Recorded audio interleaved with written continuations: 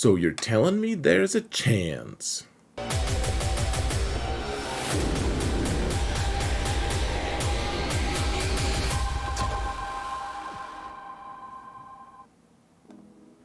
Hello everyone, and welcome to another episode of Zareth Prevails. We have the Grand Inquisitor here, guys. We finally got the kit like a day and a half before the actual event, so all this hype, dear lord. You know what I wish they had done, guys? Like we got the synergy suggestions, and what I wish, because people have been so negative about it, and I mean me too, frankly. I'm like, I don't.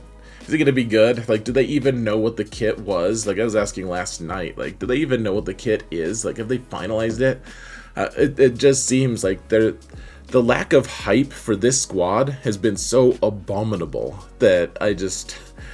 What I wish they had done, I wish they had added on the synergy suggestions, like, they're like, hey, you maybe consider using, like, Inquisition with the Grand Inquisitor. I think they should have put, like, 2 more squares. I think they should have put Lord Vader here, because he works good with Desufus, which is what he is, a dark side, unaligned Force user. And they should also have put him with Starkiller. Like, you know what, like, just make people question their commitment just a little bit more. They're like, oh no, like you had to unlock this character and he sucks. Like he's not good with the characters that unlock him. But like maybe if you put him with a character that's good, he'll actually do something. I would laugh, but I actually think he has a ton of potential, guys. I really, really do. I know that the initial reviews are very negative, like the forums especially. I'm like. This manufactured rage. I mean, it's not even manufactured. People are legitimately angry, and I get it. Like the hype surrounding this and the characters. Like there are huge issues. They needed to hype this squad a lot more. At the same time, people aren't giving him nearly enough credit, and I legitimately think he's going to at least have some play against Jedi Master Kenobi. Whether or not it actually ends up happening, I think it has actually. Like, I think that there's some hope. I'll outline that toward the end here. But, okay, okay, let me just show you this real quick. There's this thing on their like, strategy tips. They say, he's designed to challenge Jedi Galactic Legends who are on teams without their lifter units. Which, lifter units is, like, a new part of their vernacular, apparently. Like, they're like, here's an example, cat. So, I mean, they've called them conquest buddies in the past, and so lifter units might mean like, oh, they're going to be releasing character lifter units now, the conquest buddies, in ways that aren't in conquest. So that's fine, but then they define the one example. So we have 2 Jedi Galactic Legends right now. We have Jedi Master Kenobi, who very clearly has his lifter unit as Cat, like that's defined and obvious. The question is, the other Jedi Galactic Legend we have is Jedi Master Luke. He doesn't have a clearly defined lifter unit. Like the closest he has is like Jedi Knight Luke. But that's not defined at all. That hasn't been explicit by any stretch of the imagination. Like they haven't said anything. And so are they just saying like, okay, Grand Inquisitor, and it says in the Territory Wars game mode, which is, you know, there are a lot of really good things that he does in Territory Wars. I think even without Territory Wars, though, he's going to be challenging these guys. But are they just, like, offering Jedi Master Luke up, like, on a platter? Jedi Master Luke's like, hey, guys, hey, quick, real quick, who's my Galactic Legend buddy? Like, who's my lifter unit? I don't remember you telling me which one I had. And CG's like, what does that tell you? Like, what...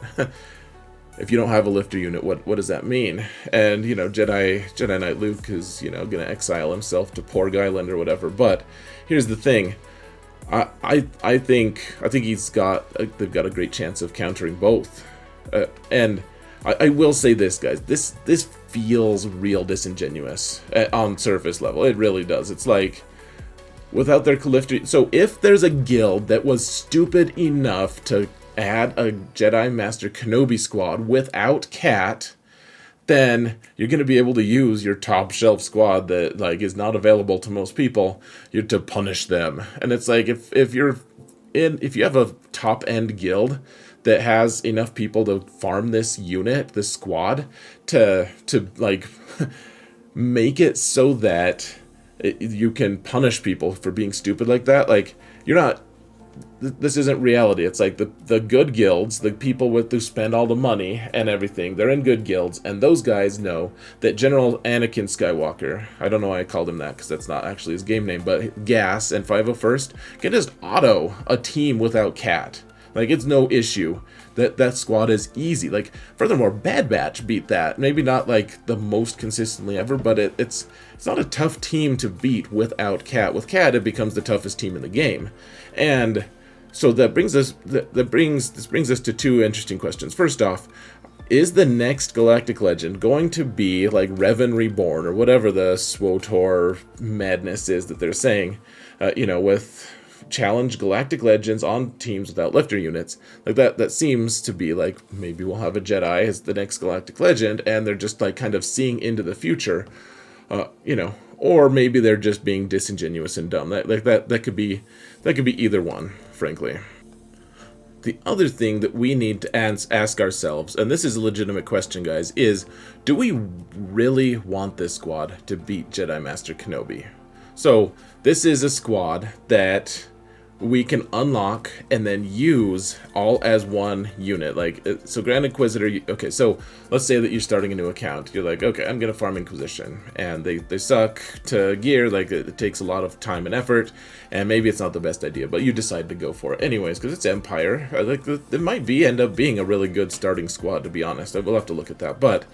So then you farm them, you're like, that sucks, Relic 5, man, this is crazy. But then you unlock Grand Inquisitor, and he flips around and just joins the squad that unlocks him. That doesn't happen with legendary characters, really. Like, I can't think of one. Like, Grandmaster Yoda doesn't count. Like, you unlock him with level 70 characters. Like, that doesn't matter. And then... like, what other characters are there? There's not that many. Like, there were elements of it, like Jedi Knight Luke. You're like, well, he doesn't use anyone, really. But, like, maybe Bando requires some of that stuff. It doesn't really matter. But he just flips around and joins the squad. So for the investment of gearing up 6 total characters, do we really want this team to consistently beat the best squad in the game? Do we want that? Because that's what I keep hearing, is people are like, well, he doesn't beat Jedi Master Kenobi, then what good is he? Like, he's going to kill a lot of stuff. He's going to be really good, I think. I just think that we need to ask ourselves, and I'm not saying there's a right or wrong answer. Let me know in the comments what you think, but we need to answer, do we want the very best squad in the game to be beat by 6 characters? Like, you farm them, and then, hey, look at that, like, we beat this character, the best character, the best Galactic Legend in the game, takes tons of time and investment to unlock this character, and we can just trivially beat it with Inquisition. Or even if it's not trivially, like, through great effort, that's still a pretty crazy turnaround. I'm not a huge fan of them throwing Lord Vader to the wolves. Do we really want the same to happen to Jedi Master Kenobi?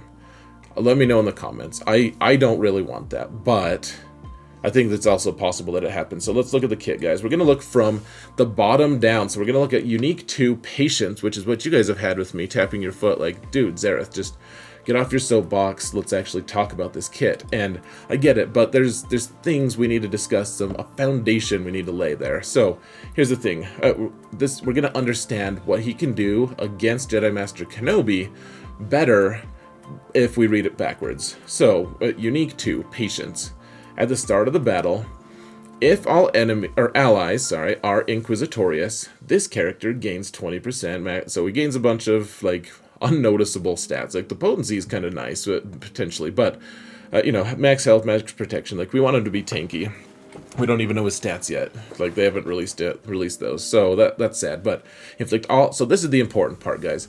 Inflict all enemies with a stack of purge at the start of the encounter, which can't be evaded or resisted. So that means that there's not a character like maybe like Fulcrum Ahsoka could not have purge, but otherwise, I think even if you have tenacity up, this is gonna happen because tenacity up is just a resist. And there's no such thing as purge immunity that I'm aware of. So I think everyone's going to start with Purge.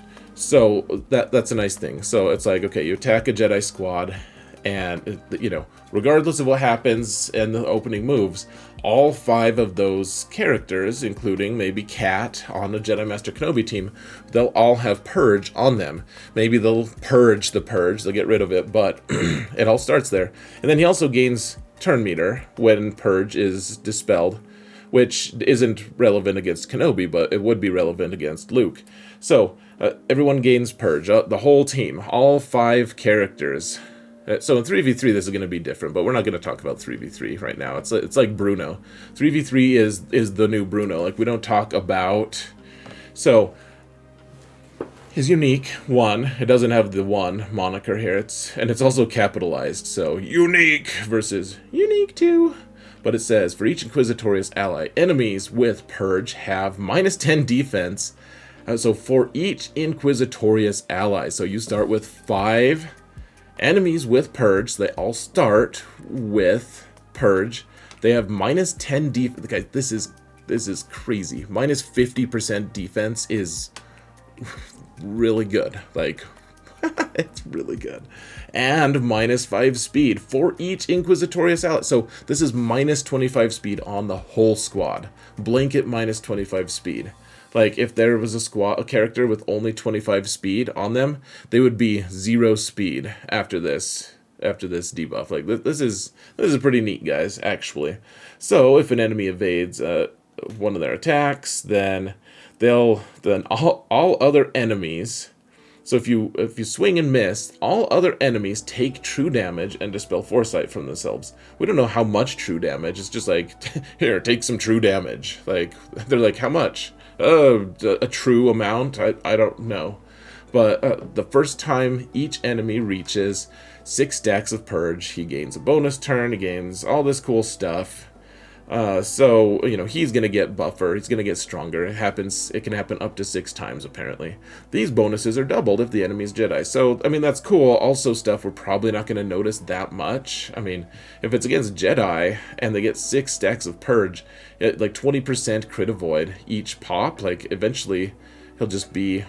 and they don't have to be dead for this to happen, so he'll eventually just not be able to be crit or something. It's pretty interesting. In Territory Wars, we're not going to look at this too much, but he can, if they have 6 stacks of Purge and then they try to kill him, he has his own savior mechanic. So that's pretty interesting, but that's Territory Wars that takes an Omicron, which we're not really going to discuss. I mean, it seems nice. 6 stacks of Purge doesn't seem that tough. And while we're at it, talking about Territory Wars, on his lead... he acts like Vader with Purge. It's like, but instead of with dots, so they get rid of a Purge and it goes back. They can't purge the Purge, which is nice. But, you know, it's good. Like, better to be anorexic, I think. So the leader, Master Inquisitorious, it takes his Omicron. We already talked about that. Let's ignore Territory Wars for now. Because it just makes everything better. All these things that we're talking about. So, all right, we're already established. They're going to start with -25 speed. On top of that, Empire allies gain extra health, max health and protection, and 10 speed if they're all Inquisitorious. If they're all Inquisition, then they get an additional 46%. So that's going to be 66% max health and protection on everyone. And everyone's noted, like, Ninth Sister is already super duper thick. Like, her chin horns are like she's a horn chinian, and she is just so thick, like, gonna be rough to get through. And they gain another 15 speed, so plus 25 speed, so that's a 50 speed swing for them. Essentially it's plus 50 speed, like on a functional level, that's what it is. And they're immune to ability block, which the ability block is just a huge FU to Jedi Master Luke. It's like, okay, you want to do your F-Lux, like, the biggest, most awesome thing it can do is ability block us for 2 turns, and that's not going to happen. Like, we're just gonna go punch you in the nuts now. So he also gains some cool stuff, and they gain, so everyone also gains these things. So like the +2 defense stacking up to 200% every time purge is inflicted. So he's already inflicting 5 purge on them. So the tanks are gonna be +10% defense right out the gate, +10 potency on these guys, and then on attackers they're gonna have +10 crit damage, which is nice. They need more damage. That's the one bad thing about this squad. And then if the enemy leader is a Jedi, then you get a pre-taunt with the tank, you get advantage, foresight, all this cool stuff. So all these things. So that's with the leader. So the 50% swing is super nice of speed, because I'll show you guys in just a minute. So all right, his second special, Ready to Die, it's cooldown 6. It's got an Omicron. This one is okay. Like, I think this is the second one you want to apply if you're going to apply one of them. But beyond that, beyond the territory war stuff, it looks pretty good, frankly. Like, it's an insta-kill if they get 6 stacks of purge against Jedi. So, I mean, in territory wars, that's going to make things pretty interesting. I think that also would ignore savior mechanics, in fact, though it couldn't kill a galactic legend, of course. Anyways, so if they have a bunch of purge, then so it removes turn meter from someone, and then it does some damage, it inflicts torture, and then it has effects for everyone, which is cool and everything. But okay, so torture is, it does damage equal to 10% of this character's max health, which I assume that's the Inquisitor, but we don't know for sure. This character could also be the person who it's applying to as well. Or when someone is attacking, the person who is attacking that isn't either the Grand Inquisitor or the character who's being tortured, that might also be it. So we don't know. But then it's also reduced defense by 10%, a max of 50 for the rest of the encounter when damaged by an attack. Can't gain bonus turn. So they're already minus 50% defense, and it's all additive. So minus 50% defense because of purge, and then you reduce their defense by 50% more. That means they have no more defense. Like, they're essentially, your whole team is just destroying this person. Like, that's pretty good. Six cooldown means you're going to do it once, and then probably never again, unless you have a Datacron, which we're not going to whine about Datacrons here, guys. But your right to be afraid is the next cooldown. Cooldown 4. That's great. This one is really interesting, guys. So for lots of different things, dispel all debuffs on Inquisitorious allies, then equalize their current health and protection. It's a health and protection is really nice against Jedi Master Kenobi, who has a bunch of healing immunity on he just keeps spamming it. But being able to equalize, it will keep your guys alive for a little bit longer.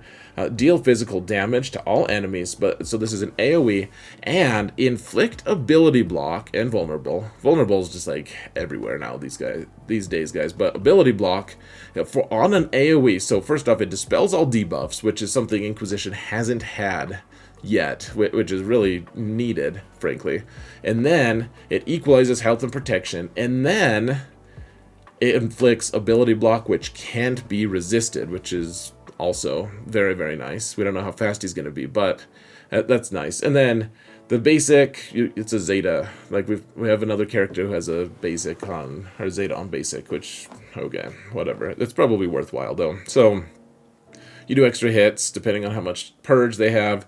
You do extra crit damage, blah, blah, blah, blah. So, I mean, it looks like he's going to be doing a lot of damage. We don't know yet. We have no idea.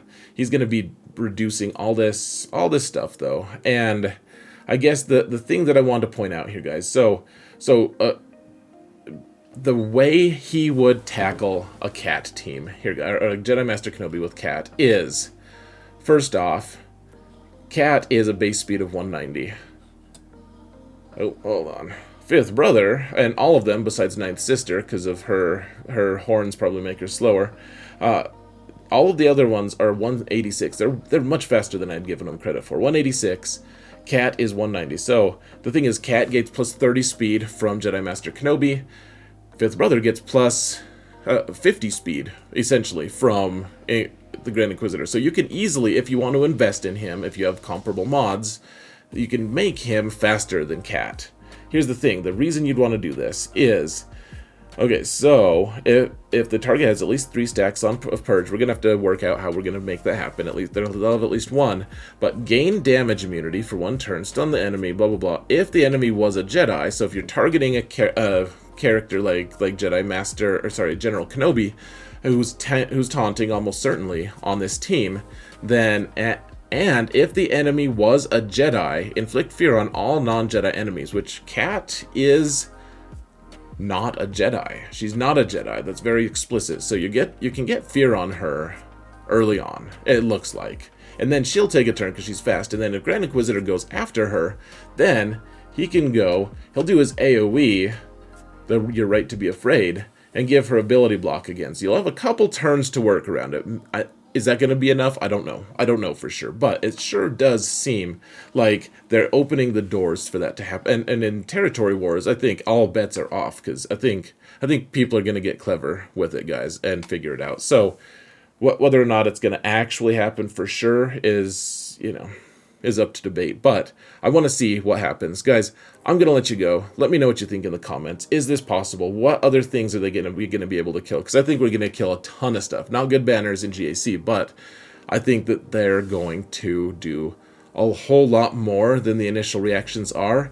And the initial reactions, I'm just like floored at how many people think he's totally worthless. Maybe he will be. I want to know what you guys think in the comments. Thank you all so much for watching, and remember that in all things, Zareth prevails.